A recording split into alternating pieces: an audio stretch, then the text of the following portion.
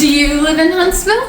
Well, welcome to Market in the Mornings. I'm Roxy, the youngest real estate company owner in Alabama and mother of 2 adorable children. And so in the morning, I like to talk about what's happening with interest rates and events coming soon. Today, we'll talk about Friday and this weekend. So let's get into it.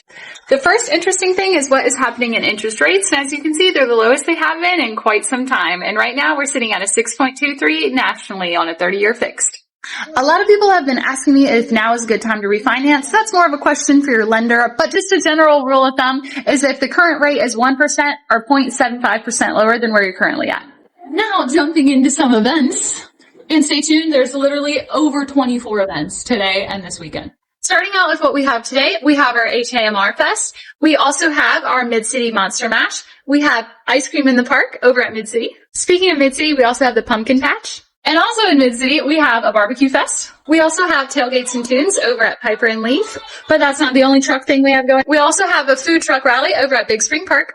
Also at Big Spring Park, we have movies in the park. Then we have a haunted mansion dinner over at Burn It on the Mountain. And 2 totally different vibes, we have a zombie hunt and we also have an orchestra performance. And wrapping up Friday, we also have karaoke night over at Field Day. And then coming into Saturday, we have a Providence market. Also on the mountain, we have Fall on the Farm. Highly recommend. For all of my runners, we have a 5K run. There's also quite possibly the cutest bike race happening. Over at Lowe Mill, there's also their outdoor market. Right on over to Big Spring Park again for our hot girl market. For all of my bakers, there's a sourdough class. There's also our Makers Market Fall Fest, a Fright Lights Halloween laser show, and a women-owned vintage market. Also wrapping up on Sunday, there's a market at MidCity.